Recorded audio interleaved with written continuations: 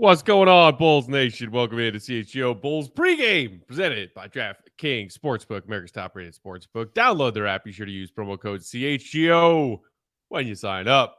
Happy late tip-off, Bulls Nation. I'm Peck. You can follow me at Bulls_Peck. My guy, Will the Goat Gottlieb, Will_Gottlieb on the Twitter machine. Hopefully our guy, Big Dave, will be joining us momentarily. We got our pal producer, Joey Spathis, on the controls behind the scenes per usual. Follow him, Spathis. There he is. That beautiful man. Oh, just kidding. He faked us out.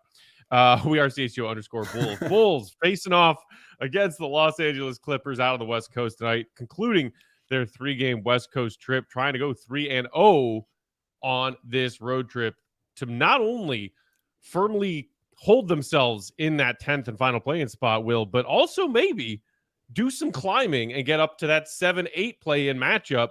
Because of last night's NBA action, the Bulls coming into tonight's game just a half game back of both Atlanta and Toronto. You can find a way to beat the Clippers tonight, come back home 3-0 on the trip, and very much in the hunt for 2 chances in the play-in. The Bulls got to be feeling pretty good about themselves. They do, and it's similar story in the West where none of these teams want to get out of their own way. And so you have like a couple of teams at the top. I think, for the most part, I think there's sort of a consensus that Boston, Milwaukee, and Philly are sort of the top 3 in the league, let alone the East. You have Denver and Memphis, and obviously you've got like some of those teams that should be able to prove it once the playoffs start. The Warriors, the Lakers, if they can manage in, you put your trust in that team and LeBron James. But none of these teams want to get out of their own way. The Bulls are one of the few teams that's playing at a really high level lately. And to your point, they have a chance here to tie up. They have not yet settled the tiebreaker with Atlanta. They've lost the tiebreaker to Toronto, so they will still have work to do. But, 2-3 weeks ago, if you would have asked me if the Bulls are playing like this and they're got a chance to get to the 8th seed, I would have been pretty surprised. 7-game losing streaks, just fumble in the bag at the trade deadline. It did not look good, but credit to the Bulls. They're playing really well. They are, man. That Pat Bev effect. We will get to some thoughts on tonight's game and also revisit the Bulls' loss to the Clippers a couple months back. But, Will, I wanted to briefly touch on the Nikola Vucevic ejection from yesterday's game against the Lakers in L.A. That we touched on a little bit in postgame. But I just thought the way that not only Vuce handled it, but the way he built it as sort of a way to motivate and simultaneously praise his guys for how they respond to something like that happening was really interesting. So, first of all, the man himself, Vuce, maybe he was just trying to avoid a fine, Will. I don't know, but I thought he was very considerate of the NBA officials for those very quick double technicals that got him ejected in the second quarter of that game yesterday. He said, yeah, the first tech I earned, and I did think that maybe the second one came a little bit quicker than they usually do when they give someone a successive T for an ejection. But he still put it on himself and said it was my fault. I deserved it. And I can't do that in a game that we needed to have. And I put my teammates and that's on me. He fully accepted when I think a lot of Bulls fans were yelling at the refs and saying, well, hey, come on. What Vuce did, muttering something in Serbian under his breath, was not deserving of a second tee and an ejection, but he took it. Yeah, he did. And I think it's a little bit easier to do so coming off of a really good win. If they would have lost that game and it was a situation where him missing such a big chunk, changed the outcome, I think there would have been some more frustration. But Vuce is that kind of guy. I think he takes accountability. He definitely has moments where he gets a little hot. I think people think of him as another sort of similar to DeMar, very reserved, very quiet, lead by example kind of guy. And he is for the most part. But if you just look back at some of the antics, I guess that you could call it, maybe antics isn't the right word because you have Patrick Beverley on your team, and that's really the definition of antics. But, flipping off the refs, and he's gotten some ejections and technicals. So he can definitely get hot. But like I said, you've got 2.5 quarters to cool down and your team gets a good win. I'm sure he felt fine and didn't want to add to the fine that he has, that he's going to have to send to the league. Hey, Dave. Welcome, Big Dave. What's happening? Hello, everybody. That's Big Dave. Bow! Follow him. Your face! Bow. BWL Sports. Would you care to weigh in on this? We were just talking about how Vooch was maybe surprisingly courteous to the refs after getting ejected yesterday. Yeah, to piggyback on Will, I feel like it's more 70-30, don't find me more than him taking accountability. Even though you're right, that's what he does. Every time he makes a mistake, he always takes that accountability all the time. That's what he does. But I think you hit that one on the head right there, Will, when you talked about a lot of people feel like he's a quiet, reserved guy. There have been many examples of Vooch losing his temper, you know what I'm saying, and going in, like during the game. We saw it when he's throwing his mouthpiece, you know what I'm saying, into the crowd. We saw him kick a scorer's table. We saw him go off on Patrick Beverley, you know, and Beverley tried to tell him, you know, he was out of position. Like, no, there are plenty of examples of Vooch, you know, showing he's got that fire. And what's interesting is every time that stuff has happened, he always came back and played ball every single time. He did that. So this one, I feel like, and you're right. It's easier to take when you win, and not just win, but like win in dominating fashion. It's easier to take. So yeah, it's a little of that as well, but it's also more of, look, man, this is going to be expensive. I don't want to put any more on this. So yeah, everybody makes mistakes, you know, give them the good old cliches, you know, and get up out of there. And those fines add up, Dave. Yeah, man, they add up, bro. I don't care how much money you got. You don't want to give away money you don't want to give. So that's just how it is. Our guy AK in the comments with the super chat saying, shout out to Tony Brothers for understanding Vooch in Serbian across the court and giving him that deck. That's true. I mean, I've heard from multiple people who have talked to Vooch say that he only curses in Serbian and not in English. So I think that's why people were all the more surprised that it was like he muttered it under his breath and maybe not in English, and they still felt like he was deserving of a second. I think he speaks a few more languages, so you might have to go through the Rolodex next time and see if he can be a little bit more evasive. Yeah, there you go. he should do, you know, like the Joakim, you know, flipping off every official and everybody in the building before making his way off the court ejection, but throwing a new language into every curse while flipping the bird. Hey, that would be like peak. And he's also done that. He's also flipped off. He's also thrown out the bird. Like, he's done that too. So yeah, this dude's got a temper, like, for sure. He definitely has one. Well, I think he also just, like, he doesn't take shit. You know, like some people get walked all over. He's quiet, but he's not gonna let you just walk all over him. And I think that's he has a backbone in a way that I think a lot of people, if you just are a casual watcher, you don't see all those moments, then you wouldn't really necessarily know that. True. And I just also wanted to touch on Billy's response to it post game, because I thought it was just a brilliant coaching move, the way that Billy chose to comment on Billy adjustments. Joey, do we have that quote from Billy Donovan after yesterday's win over the Lakers about Vooch's ejection, saying, quote, I give our guys a lot of credit. Things happen in the game. Bad call, ejection, missed free throw, missed shot. There's so many things that can cause you to get down. When that moment happened, I felt like we came more together and tried to help each other more. That quote, courtesy of our pal Darnell Mayberry of The Athletic. And let me tell you guys why I love this move from Billy. He took something that maybe people would complain about and say, bad NBA officiating. It's been a talking point all season long in this NBA season. But he used it as a tool to praise the way his team responded to something that falls under the category of facing in-game adversity, which is something that Billy's been talking about all season long and trying to get his guys to adapt to and adjust to better. When something smacks you in the face in the middle of a game that you thought you had under control, how do you respond to it? And Billy used this moment, this example, to praise them for getting better at doing that kind of stuff. Yeah. Yeah, he definitely has done that. And I think Will and I talked about this. I don't remember if it was last show or the show before, but saying how the Bulls are definitely doing that more now, taking the hit and then, you know, moving forward. You know what I'm saying? As Rocky said in that movie, it's about taking the hit and keep moving forward. Yeah, that's how winning's done. That's how Rocky says. It's a great Stallone impression, Dave. Thank you very much. I got plenty more. I got plenty more. Keep them coming. So much more. But yeah, man, that they definitely are taking those hits, and we've seen it in these games where they've won. We can even go to the Lakers game. Like, we are a lot of Bulls fans, I wouldn't say us specifically, but a lot of Bulls fans are trained because of what they've seen this season of when the Bulls take those hits that it's over.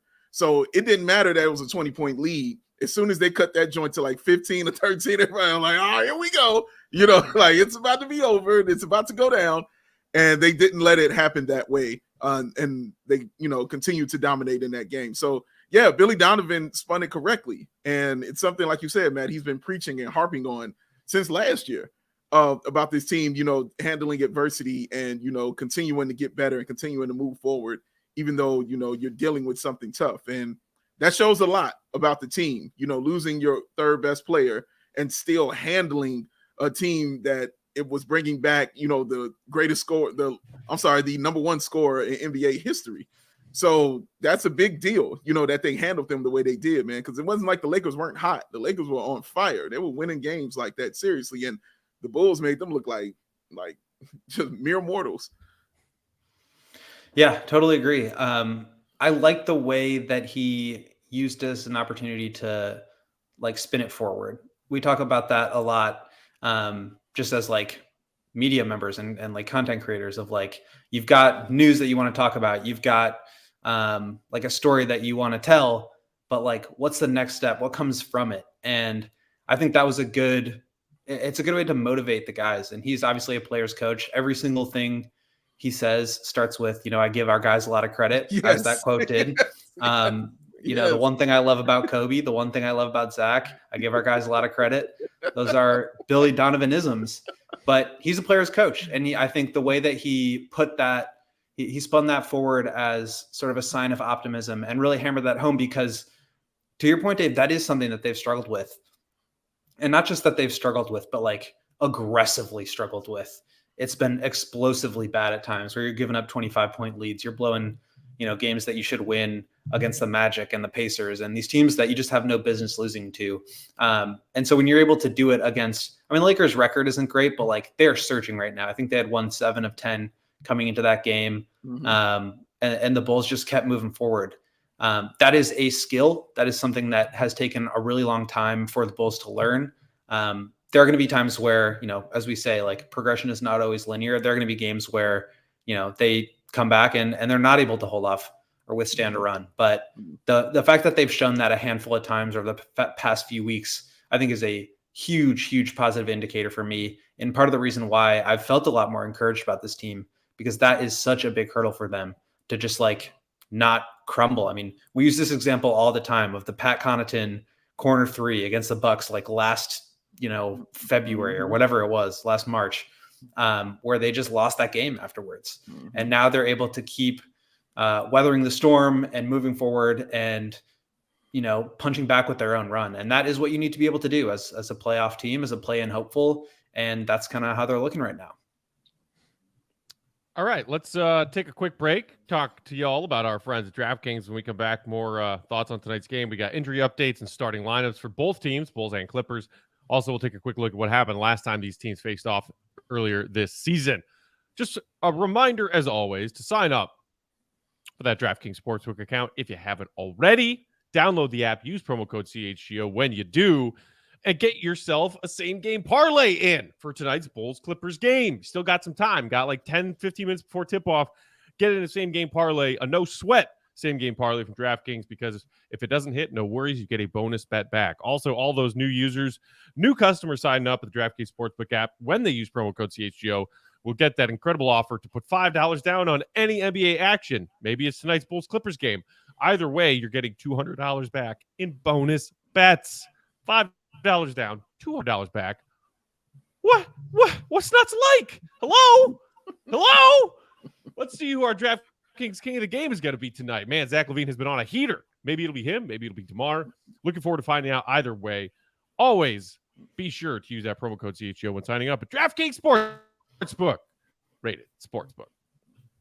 All right, guys, we got official starting lineups for both the Bulls and the Clippers. Let's start with our Bulls. Alex Caruso was a game-time decision for tonight on the injury report with that same foot sprain that's been bugging him for the back half of the season. After game-time decision timeline, he has been ruled out. Javonte Green also out. having made a exit after a brief return with that same knee that's been bugging him at the back half of the season. Good news for the Bulls. DeMar DeRozan, who had to miss that game with the quad, not on the injury report at all, will play in this second game of their back-to-back. So good news there from DeMar. In Alex Caruso's absence, Patrick Williams gets the start for the Bulls. So it'll be Pat Bev, Zach, DeMar, Patrick Williams, and Vooch. How do we feel about that Bulls starting lineup, guys? I mean, I'd feel better if Caruso was there. You know, like, only because I know how he plays, especially in that building, and what that kind of means to him. You know, he doesn't want to miss this game. So obviously it's something bothering him, but, you know, precaution as well, you know, back to back, you know, it's quite a few more games that are very important to this team. And I'm sure I understand that. Patrick Williams moving to the starting lineup also concerns me a little bit, only because he's been more comfortable coming off the bench. And I'm interested to see how he responds in this role right now. Because with Javonte being out as he's been, and with Caruso being out, I think he's going to get more minutes, you know what I mean, than he might be used to. So we'll see. We'll see what it is. His role will increase, and we'll see what it is. We'll see how it goes down. But this could also mean Dalen Terry minutes, which also excites me. So we'll see how it goes, Will. Yeah, it's without the depth that you're sort of missing with Caruso, with Javonte out, you don't really have a lot of options. The Clippers go with a more traditional, I guess not traditional in the old school sense, but like a, you know, bigger power forward, Nick Batum. They're not playing super small. You kind of need Patrick's length out there. And like I said, like, who else do you really put in? Not an ideal situation. I think we all can agree that the best lineup the Bulls has Patrick Beverley and Caruso in it with the Bulls' big three, but that's not at your disposal tonight. So they got to make do. Obviously without Paul George, that becomes a lot easier, but the Clippers are still so deep. You know, people clown Russ all the time, but he's been playing really well of late. They got Eric Gordon, they got Bones Highland. They've got a big scoring punch off the bench that I think, you know, Kobe's going to have to deliver in a way that he did against the Lakers yesterday. How was that yesterday? It feels like 3 days ago at this point. But yeah, I mean, like I said, you lose a hit with your depth, but guys just have to step up. Derek Jones has been great recently, and that's just going to be a part of the matchup today. And, you know, maybe Billy wanted a little bit more size, a little bit more beef in that starting lineup because, I mean, this Clip starting lineup, with the exception of Westbrook, is a beefy starting lineup. You got Westbrook, Eric Gordon, who's big for a guard, Kawhi, who was on the injury report with that facial contusion. He is officially active and in the starting lineup tonight. Then you got Batum and Zubats in your front court. Like, that's a big starting five. So maybe that's part of the reason that Billy went that route and put Pat back in the starting lineup tonight. You mentioned also George briefly, Will. You know, obviously you're hoping for the best for Paul George. It seemed like very good news after he had that awkward fall in one of their games last week. He said he feared it could have been an ACL. They gave him an MRI. No major ligament damage was shown in that MRI, and they're going to reevaluate him in 2 to 3 weeks is what they said from when the injury happened last week. So I think they've basically ruled him out for the rest of their regular season games, but are hoping that he can ramp up and make a comeback for the Clippers in the playoffs. So at least the Bulls don't have to worry about Paul George and trying to corral him and Kawhi tonight. Right. Obviously you hope the best for Paul, but, you know, like you said, Will, like, this team's got plenty of talent and different ways they can hurt you even without Paul George. Like, if you journey back to the Bulls' loss to the Clippers at the end of January, it was Kawhi leading the way. I think he had 33. Batum, no, it wasn't Batum. It was Norman Powell had 27 off the bench. Like, this team can get points from anywhere. But speaking of that Clippers injury report, Norman Powell, shoulder, out. Boom. In your face. I wanted to say one more thing. One more thing also about Pat starting that I forgot that you just mentioned, Matt, is Kawhi Leonard. Like, he's in there for that as well. Because we've seen recently that Billy, when Caruso's not able to go, he's gone small. He said, I'm gonna go with Io in those situations. But yeah, great point. Io being Kawhi being in there so Patrick Williams can, put a body on him, and also having Nicholas Batum, who is not the greatest, let's say, offensive threat or defensive threat. He can shoot. I'm not saying he's not a shooter or something like that, but he's not somebody, that, DeMar has to play hard, super hard defense on or something like that. Just keep him out of the paint from rebounding, because he will use his size to do that. But putting, Pat Will on his idol in Kawhi Leonard is got to be something that Pat is looking forward to doing. And that gives it a little more must-see quality, in LA, at least for me to watch. Yeah, I kind of made a joke on Twitter about the paw versus the claw. And I think that's we need to retire that joke, because as much as we love Pat here, it's just not happening, guys. But to your point, Dave, like, they do need that size. And if you're starting Io or even Derek Jones, like, are you putting DeMar on Kawhi Leonard? Are you putting Zach LaVine on Kawhi Leonard? Patrick Beverly? Like, these guys are going to have to, guard as a whole team, as a group. But you need sort of the biggest option, because Kawhi is the Terminator and he will destroy you. So you got to just throw your best defenders. And, Patrick's been struggling offensively. He's shown some flashes, but defensively, I do think he's shown a lot of improvement, as we've talked about this year. So I think this is the right play given the circumstances. Not to fuel on that paw and claw comp fire, but I don't know if you guys saw it. Our old friend from NBC, Kevin Anderson, had a tweet, and it was like player A, player B side by side with their names taken out and their stats from their third season in the NBA. And player A was Kawhi and player B was Pat, and they weren't that far apart. Not really, not really. They're far apart mentally. They're far apart mentally in their games and in their IQ. You know what I'm saying? They're worlds apart. You know what I'm saying on that right now. But yeah, as far as numbers and stuff like that, he's coming along. That's the best way I'll keep telling it to you. He's coming along, and he's really had a good season. And Will keeps emphasizing that for people to remember that Pat Williams is having a very good season, especially defensively. He's having a very good season for this team, man. So, it's going to be fun to watch him just against his idol. And I remember Pat's rookie season when he first went up against Kawhi, and the praise Kawhi had for him. And Kawhi, for one, doesn't talk. And for two, I've never really heard him praise anything. You know what I'm saying? Like, I've never really heard it. So for him to give that praise to a rookie immediately, like, I hope that meant something to him, because it meant something to me, and I never forgot it. So I hope he brings it for him tonight. Yeah, we just haven't seen that exponential growth from Patrick yet, the way that Kawhi sort of burst onto the scene, guarding LeBron in the finals, and sort of having that realization. I'll always remember him talking about Popovich saying, like, well, you're a team player, but like, the best thing that you can do for our team right now is be the driving force on offense. And obviously that's not Patrick's role. He's been a lot better at sort of the catch and shoot, attack closeouts every once in a while, and just be a sturdy defender. So he's getting there, but I think that's as much as we can say as far as the comparison goes right now. Shifting gears slightly, Bobo in the comments saying it's going to be on the bench tonight. Io and Kobe do well. Bulls win. That's one of the things that the Bulls did not do well in their loss to the Clippers back on January 31st. I wanted to revisit that just for a few minutes here. Sure. The Clippers won 108-103 in that one.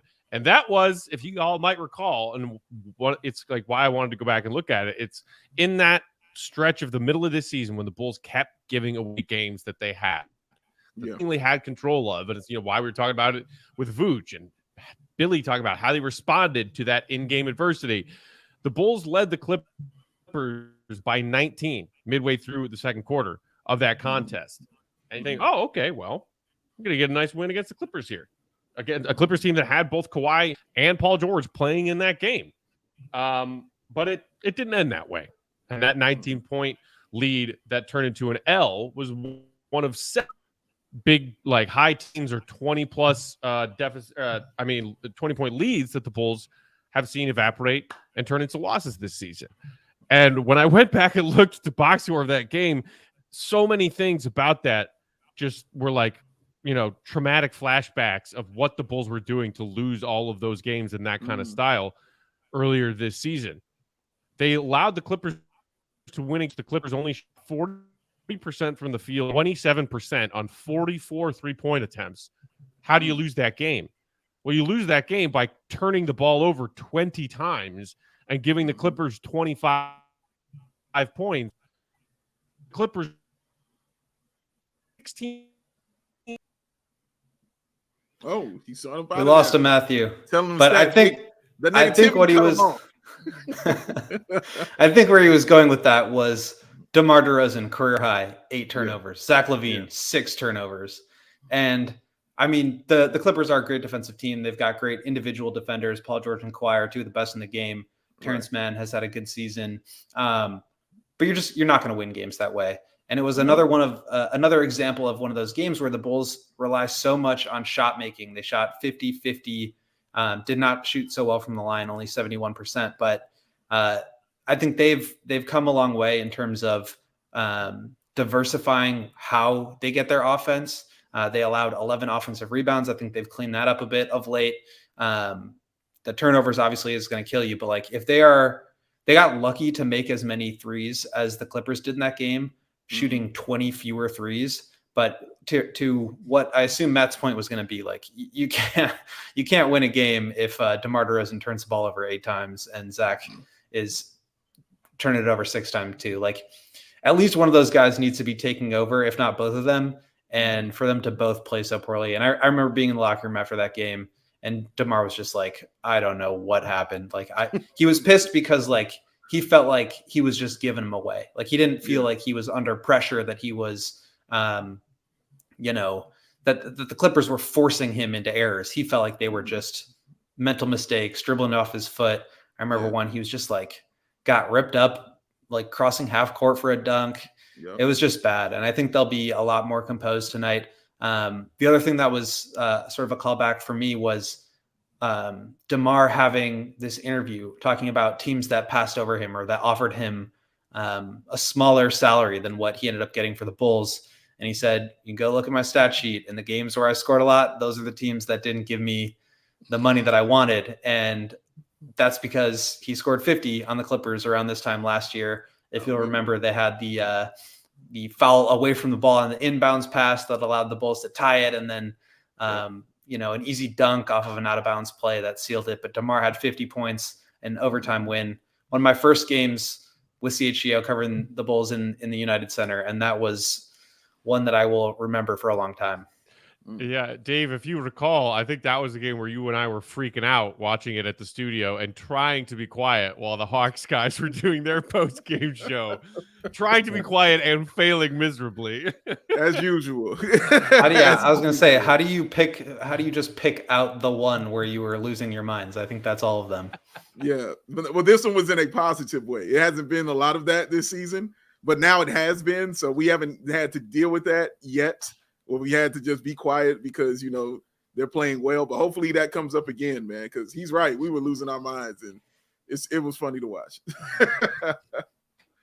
Well, hopefully the Bulls do a better job this time around.